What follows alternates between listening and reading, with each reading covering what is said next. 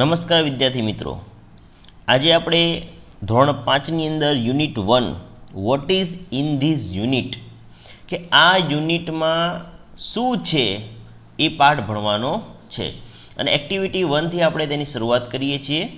જો તમે જોશો તો અહીંયા એક સરસ મજાની પોએમ આપેલી છે અને એ પોએમનો અર્થ શું કહેવા માંગે છે આપણે સમજવાની છે।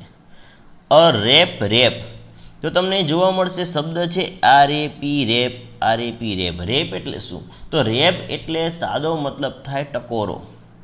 શું મતલબ થાય? ટકોરો। તો શું છે જોઈએ આપણે આખી poem. Here is the rhythm.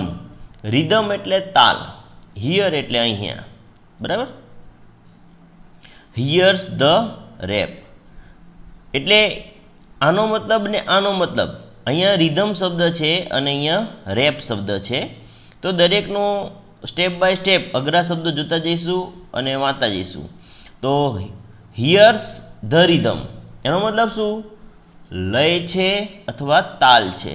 હિયર્સ the rape ટકોરો છે એવું કહી શકાય। એટલે અહીંયા ટકોરો છે અથવા અહીંયા તાલ છે, બરાબર। તો અહીંયા વાત થઈ ગઈ રિધમ એટલે લય અથવા તાલ છે, જ્યારે રેપ એટલે ટકોરો છે અથવા ટકોરા છે એવું પણ કહી શકાય। 1 2 3 4 5 6 ક્લેપ। ક્લેપ એટલે તાળી પાડવી, બરાબર। એટલે કે અહીંયા 1 થી 6 ગણો પછી તાળી પાડો એવું કે છે, clear. હિયર્સ the rhythm, હિયર્સ the bit. હવે તમે સમજો, હિયર્સ ધ રિધમ, રિધમ એટલે અહીં હમણાં જ કીધું કે અહીંયા અથવા લય છે, હિયર્સ ધ બીટ તાલ છે, લય છે તાલ છે એવો મતલબ થાય। કીપ, કીપ એટલે રાખવું, keep date rhythm in your feet. Keep એટલે રાખવું ધ ડેટ રિધમ એટલે એવું કે છે કે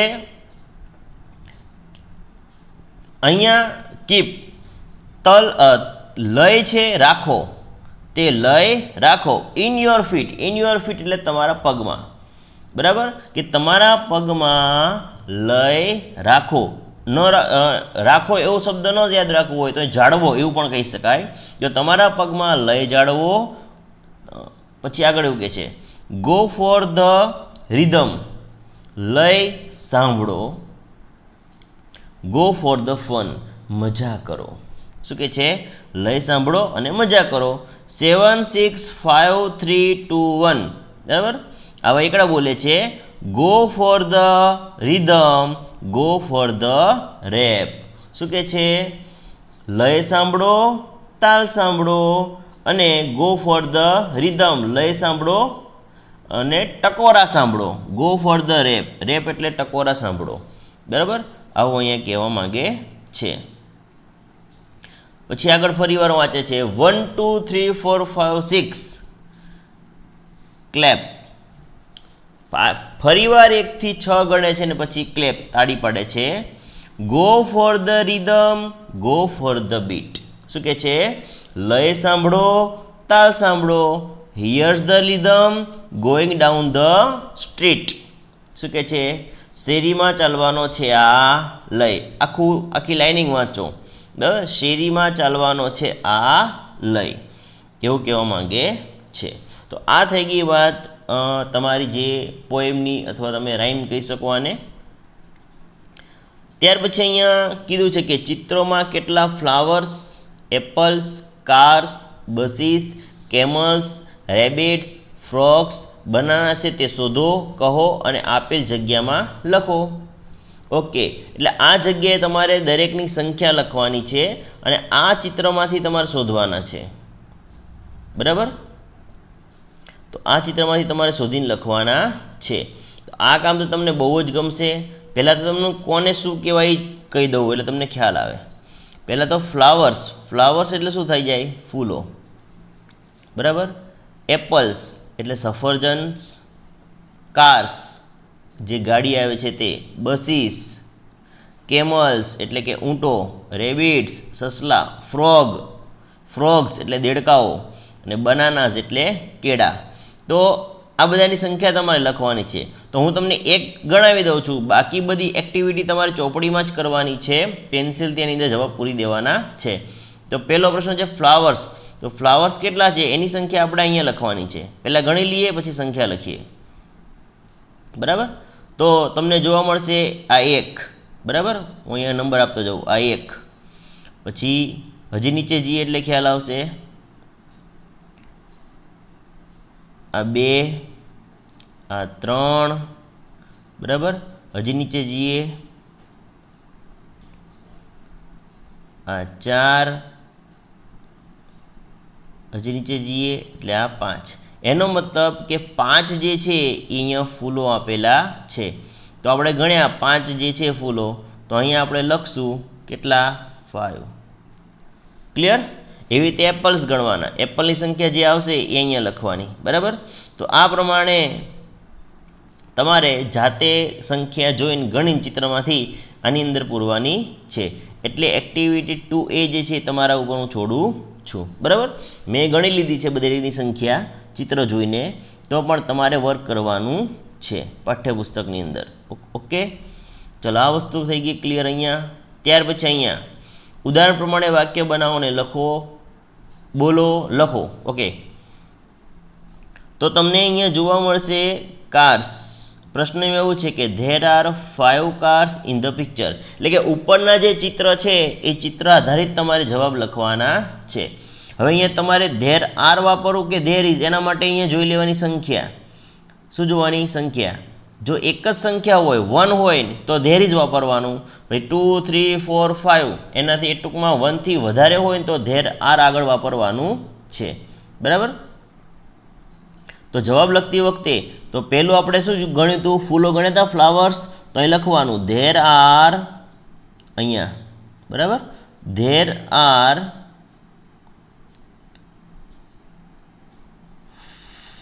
5 ફ્લાવર્સ ઇન ધ પિક્ચર, એવી રીતે લખી નાખવાનું છે. બરાબર, આ રીતે અહીંયા તમારે પૂરા વાક્યમાં પેન્સિલથી જવાબ લખવાના છે.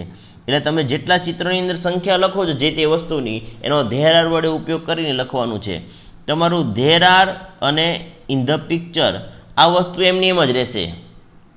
બરાબર, સંખ્યા સાથેનો જે જવાબ છે એ તમારે અહીંયા લખવાનો છે, આ જગ્યાએ તમારે લખવાનો આવશે.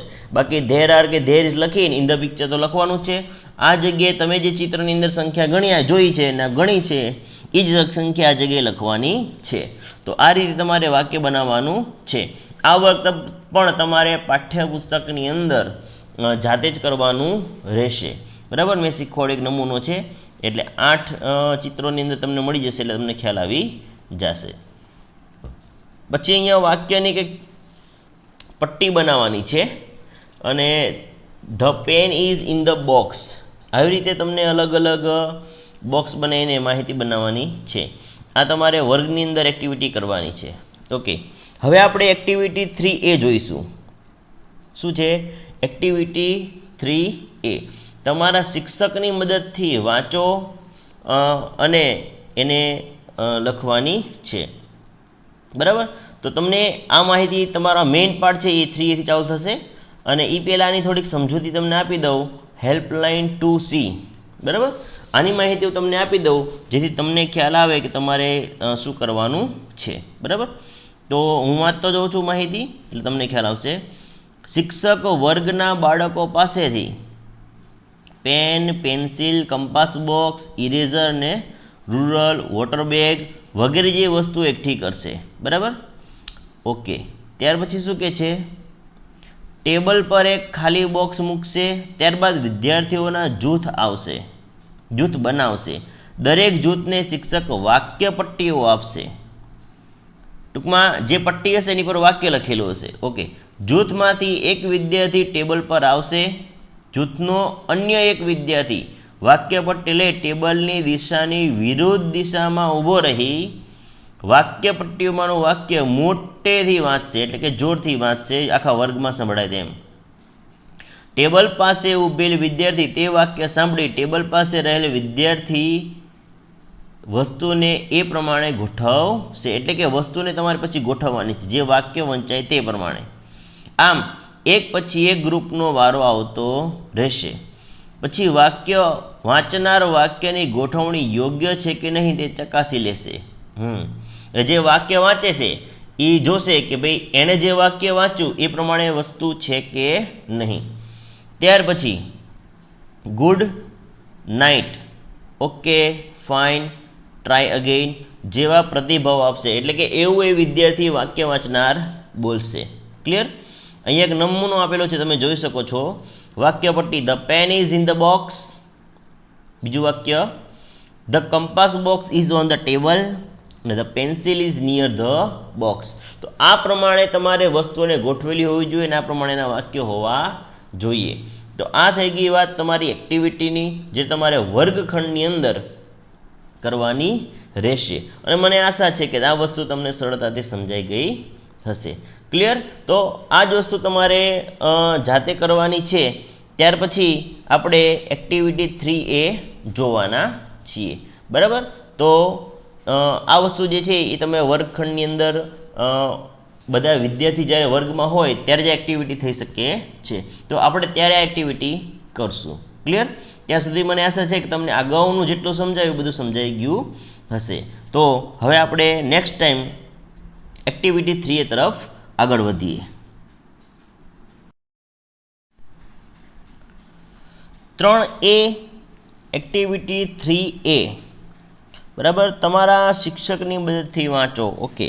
હવે એક્ટિવિટી અગાઉ આપણે 1 અને 2 જોયા પછી 3A તરફ વધવાનું છે.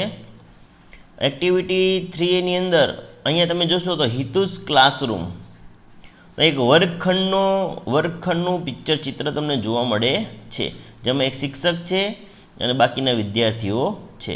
તો આજે તમારે આ યુનિટ છે એ સ્ટડી કરવાનો છે, ભણવાનો છે.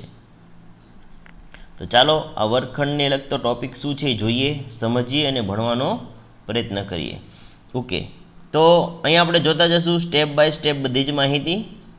Look at Hitu's classroom. Classroom એટલે વર્ગખંડ. બરાબર? શું કહે છે? હિતુનો વર્ગખંડ જુઓ. Hitu and his friends are in the classroom. Hitu અને તેના મિત્રો વર્ગખંડમાં છે. It is a big classroom. Big એટલે મોટું. વર્ગખંડ મોટો છે. વોલ્સ એટલે દિવાલ. બરાબર? The walls are pink. Pink એટલે ગુલાબી. દિવાલ ગુલાબી છે. The board is black. જે બ્લેક બોર્ડ આવે છે પાટિયું, બોર્ડ કાળું છે. સીલિંગ એટલે છત. બરાબર? ઉપર છત હોય. The ceiling is white. છત સફેદ છે. There are 2 Windows in the room. There are 2 Windows. Windows એટલે બારીઓ. બરાબર? વર્ગખંડમાં 2 બારીઓ છે. ધ વિન્ડોઝ ફ્રેમ એટલે ચોકઠું. બરાબર? The windows frame are brown એટલે કથ્થાઈ. બારીઓ ફરતે કથ્થાઈ ચોકઠા છે. કેવા છે? કથ્થાઈ ચોકઠા. The doors are brown too. Doors એટલે દરવાજા, એ પણ કથ્થાઈ છે. અને ટુ એટલે પણ મતલબ થશે. ક્લિયર? તો આપણે એમ કહીએ કે બારણા પણ કથ્થાઈ છે. ધ ફ્લોર ઇઝ ક્લીન એટલે સ્વચ્છ. ફ્લોર એટલે ભોંયતળિયું, કે ભોંયતળિયું સ્વચ્છ છે. Benches are clean too. Benches એટલે પાટલીઓ પણ સ્વચ્છ છે. There are in bulletin board near the window. બારી પાસે બુલેટિન બોર્ડ એટલે નોટિસ બોર્ડ જેને કહેવાય. બરાબર? તો કે બારી પાસે એક નોટિસ બોર્ડ છે. It is green. તે લીલું છે. There are pictures on it. બરાબર? તેના પર પિક્ચર્સ એટલે ચિત્રો. તેના પર ચિત્રો છે. Hitu is on the first bench. Hitu પહેલી પાટલી પર છે. કઈ? પહેલી પાટલી પર. ત્યાર પછી there is a platform in the classroom. બરાબર? there is a platform in the classroom. વર્ગખંડમાં એક પ્લેટફોર્મ છે જ્યાં તમે ઊભા રહ્યો છો, શિક્ષક ઊભા રહે છે, એ પ્લેટફોર્મ કહેવાય. બરાબર. The teachers table is on the platform. શિક્ષકનું ટેબલ પ્લેટફોર્મ ઉપર છે. The chair is near the table. Near એટલે નજીક અથવા પાસે, અને ચેર એટલે ખુરશી. બરાબર. ખુરશી ટેબલ પાસે છે. The teachers table is on the platform. Okay, એ આવી ગયું. The chair and table are new. New એટલે નવા. ખુરશી અને ટેબલ નવા છે. There is a book on the table. Table પર બુક. બુક એટલે પુસ્તક છે. The book is very thick. અને પુસ્તક ખૂબ જાડું છે. It is a dictionary. Dictionary એટલે શબ્દકોશ. તે એક શબ્દકોશ છે. ક્લિયર? આગળ વાંચીએ.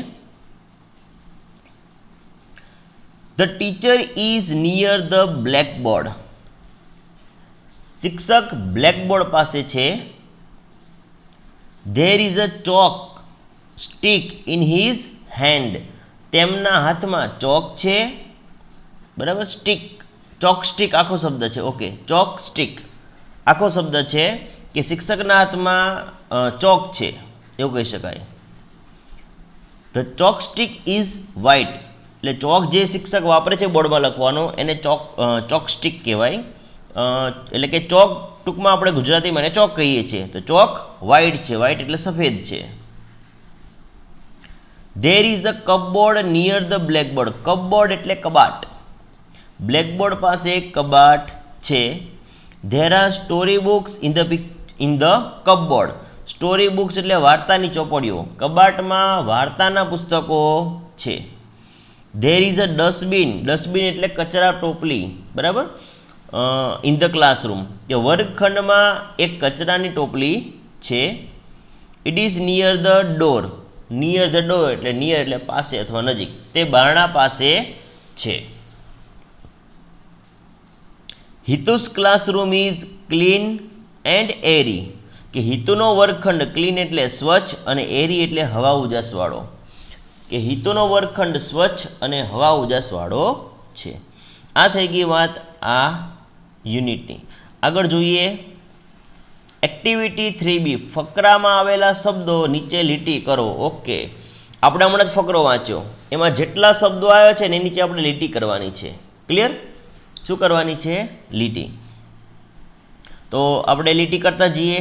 ચલો, પ્લેટફોર્મ શબ્દ હતો. હા, અહીંયા નીચે લીટી કરો. તમારે પેન્સિલથી કરવાની છે એટલે ભૂલ પડે નહીં. ચલો, ત્યાર પછી આપણને ખબર હોવી જોઈએ કે આમાં બીજો શબ્દ પહેલાં ઊભો ક્રમ જોઈ લે. બુલેટિન બોર્ડ શબ્દ હતો. હા, અહીંયા નીચે લીટી કરો. ઓકે, બુલેટિન બોર્ડ શબ્દ આવી ગયો.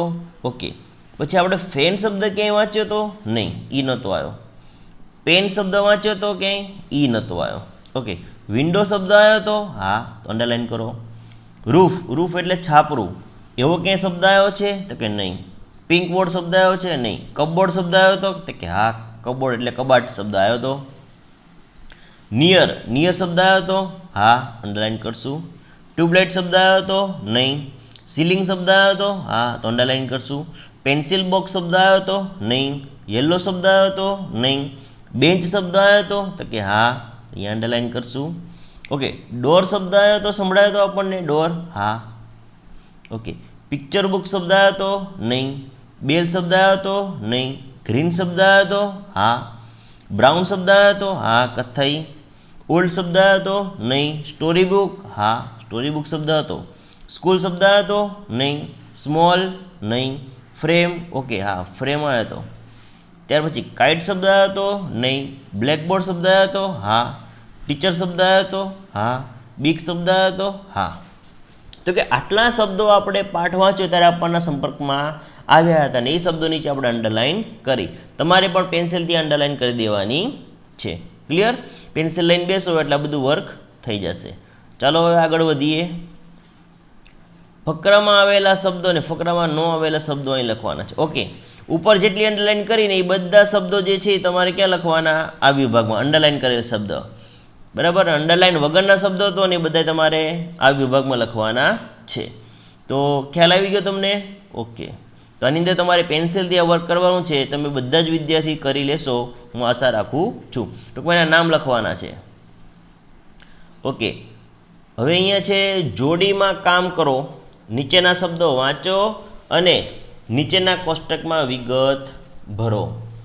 એટલે કે આપણે એ શબ્દો જોડીમાં કામ કરવાનું છે અને એ શબ્દો વાંચવાના છે અને ત્યાં લખવાનું છે. તો અહીં શબ્દ છે ઇન માય ક્લાસરૂમ, બરાબર? અહીંયા શું લખેલું છે? ઇન માય ક્લાસરૂમ અને not in my classroom. Okay, અમારા ક્લાસમાં નથી. તો આ વસ્તુ તમારે વાંચીને કરવી પડશે, બરાબર? તો જે ક્લાસમાં હોય તમારે એ કરવાનું, ન હોય અહીંયા લખવાનું છે. જેટલા શબ્દો તમારા ક્લાસરૂમને લાગુ પડતા હોય એટલા શબ્દો તમારે અહીંયા વિભાગમાં લખવાના છે, બરાબર? માનો કે તમારા ક્લાસ અહીં પહેલો શબ્દ છે અહીંયા સીલિંગ, છત છે, તો હા અહીં સીલિંગ શબ્દ લખો. માનો કે પ્લેટફોર્મ તમારા વર્ગમાં નથી તો અહીંયા લખો. બ્લેકબોર્ડ છે તો અહીંયા લખો, બરાબર? સ્કૂલ અહીંયા લખો. તો આવી રીતે તમારે લખવાનું છે. તો આવી રીતે જોડી કહેવાય. તો કે ભાઈ તમે લખો ત્યારે આ વસ્તુ ધ્યાન રાખવાનું છે. અને આ જ વર્ક તમારે જે છે સેલ્ફ જાતે કરવાનું છે. પેન્સિલની મદદથી આની અંદર લખજો પાઠ્યપુસ્તકમાં જ. ત્યાર પછી અહીંયા તમે જોશો તો ઉદાહરણ પ્રમાણે વર્ગખંડ સમક્ષ રજૂ કરો. આ તમારે વર્ગખંડ પ્રમાણે લખવાના છે, એક્ઝામ્પલ્સ છે, બરાબર? એક્ટિવિટી 3C, નીચેના વિધાનો ખરા છે કે ખોટા તે જણાવો. ઓકે, પાઠ આધારિત ખરા ખોટા છે એટલે સાચું હોય તો સાચા નિશાની, ખોટું હોય તો ખોટા નિશાની કરશું આપણે, બરાબર? તો અહીંયા શરૂઆત કરીએ. હિતુસ ક્લાસરૂમ ઇઝ સ્મોલ, સાચું છે કે ખોટું? આ ખોટું, એનો ક્લાસરૂમ મોટો હતો. The bulletin board is green, સાચું. It is an English book, ખોટો છે. There are 2 bulletins in the class, આ પણ ખોટું છે. The pictures are on the wall, શું કે છે?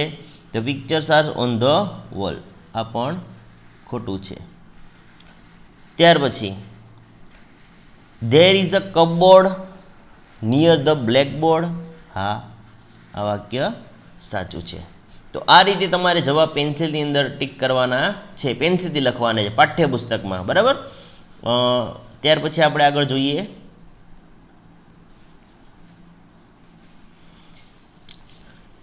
Hitu is in the first bench, બરાબર? પ્રશ્ન આપણને કહે છે Hitu is in the first bench, તો સાચું છે? હા. The ceiling is pink, pink હતી, ખોટું, એ વ્હાઇટ હતી. The floor and benches are clean, સાચું છે. There is a dictionary on the table, આ પણ સાચું છે. ઓકે, તો આ થઈ ગયા ખરા ખોટા, બરાબર? તો મને આશા છે કે તમને આ બધી વસ્તુ જે છે સમજાઈ ગઈ હશે. ક્લિયર? પેન્સિલથી તમારી બુકમાં કરી લેવાના છે. પછી અહીંયા કેટલાક પ્રશ્નો આપેલા છે 5. ચલો 5-5ના જવાબ જે છે આપણે ચેક કરીએ અને તમને આવડે છે કે નહીં જોઈએ. તો 5-5ના પ્રશ્નોના જવાબ આપવા માટે હું પહેલાં પ્રશ્ન વાંચીશ અને પછી તમારે એના જવાબ આપવાના થશે. પછી તો હું આપવાનો જ છું. વેર ઇઝ હિતુ, હિતુ ક્યાં છે? તો એનો જવાબ લખવાનો છે. Hitu is on the first bench, પહેલા પ્રશ્નનો જવાબ આવો આવશે. બીજો પ્રશ્ન, વેર ઇઝ ધ ડસ્ટબિન, એટલે કે ડસ્ટબિન ક્યાં છે? તો જવાબ એમ લખાય the dustbin is near the door. ત્રીજો પ્રશ્ન, where is the bulletin board, what colour is it?